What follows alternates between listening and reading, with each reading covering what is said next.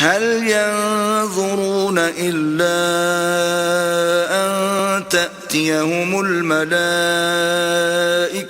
أو يأتي أمر ربك كذلك فعل الذين من قبلهم وما ظلمهم الله ولكن كانوا أنفسهم يظلمون। क्या ये काफिर इस बात के मुंतजिर हैं कि फरिश्ते उनके पास जान निकालने आएं या तुम्हारे परवरदिगार का हुक्म अजाब आ पहुंचे? इसी तरह उन लोगों ने किया था जो उनसे पहले थे, और अल्लाह ने उन पर जुल्म नहीं किया बल्कि वो खुद अपने आप पर जुल्म करते थे। فأصابهم سيئات ما عملوا وحاق بهم ما كانوا به يستهزئون।